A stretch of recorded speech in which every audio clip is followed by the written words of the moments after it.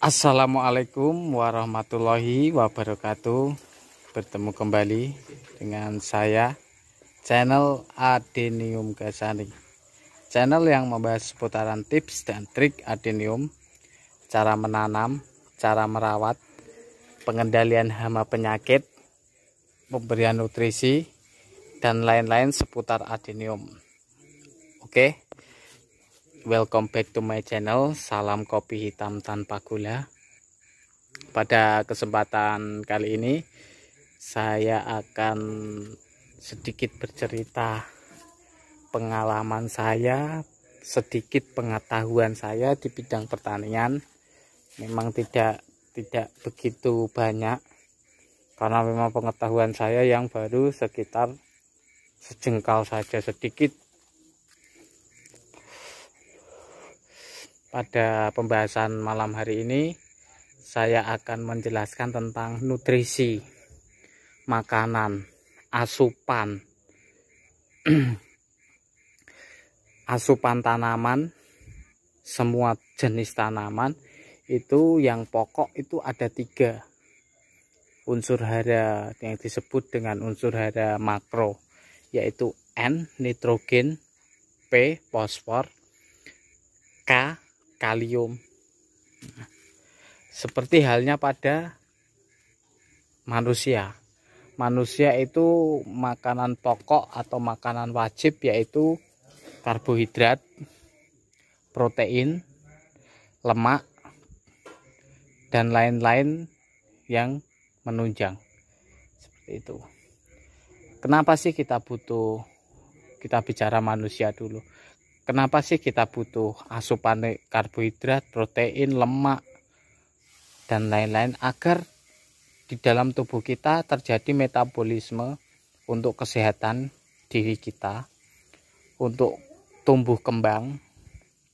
Begitupun juga tanaman, sama halnya seperti tanaman. Tanaman itu makanan pokoknya yaitu N, P, dan K. Nah, kita sering mengesampingkan kebutuhan unsur hara mikro, yaitu sulfur, boron, mangan, silika, kalsium, dan lain-lain. Ibarat kalau manusia itu makanan pokoknya yaitu nasi, karbohidrat, ada glukosanya, kemudian daging, ada proteinnya, kemudian ada lemak dan lain, lemak sehat yang kita bicarakan. Gitu. Itu makanan pokok doang.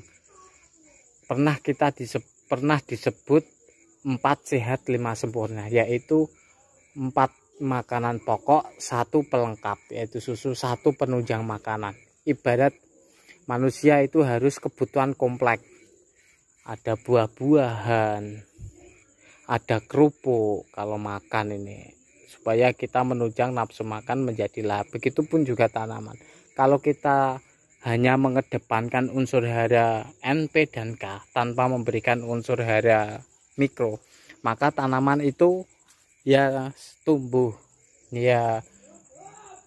kembang seperti biasa, namun kelihatan kurang sehat. Nah, untuk menunjang tanaman itu sehat, kalau saya pribadi itu saya tambahkan unsur hara mikro seperti silika, kalsium, boron, dan lain-lain. Biasanya itu saya berikan dalam jumlah yang sedikit, karena disebut unsur hara mikro itu dibutuhkan tanaman dalam jumlah yang sedikit. Seperti itu. Untuk menunjang kebutuhan tumbuh kembang pada tanaman. Itu. Karena memang tanaman ini harus lengkap kebutuhan unsur haranya. Kalau kita melulu memberikan unsur hara yang makro, tanaman ini ibarat makan. Manusia makan, anak ini makan, itu kurang rakus, kurang lahap, sehingga kesehatannya kurang. Seperti itu. Kalau pemberian nutrisinya lengkap, kemudian pemberian nutrisinya kompleks untuk si baik itu tanaman, baik itu manusia, pasti tumbuh kembangnya akan sehat, tumbuh kembangnya akan pesat, pertumbuhannya akan pesat. Jadi intinya satu, membuat tanaman itu satu sehat. Kalau tanaman itu sudah sehat, pasti secara naluriah tanaman bisa tahan terhadap hama penyakit yang mengganggu. Karena dia sudah sehat, daya imun tubuhnya sudah kuat. Nah, seperti itu. Makanya di saya ini tanaman kelihatan bongsor-bongsor karena asupan nutrisi, asupan makanannya saya penuhi, baik itu makro ataupun mikro. Ya, saya jelaskan untuk yang makro dulu. Makro ini ada N, P, dan K. Makro N, P, dan K. Untuk nitrogen sendiri sudah didapat dari medianya, karena media saya pakai kompos daun trembesi dan kompos daun bambu. Itu kandungan nitrogennya sangat tinggi karena kompos daun. Kedua, kohe sapi. Nah, kohe sapi ini kandungan sudah kompleks juga, ada N, ada P, ada K sedikit. Kemudian untuk kaliumnya ini media juga, yaitu sekam, kulit padi itu sendiri. Kulit padi itu sendiri, karena kulit padi ini mengandung sangat banyak kalium.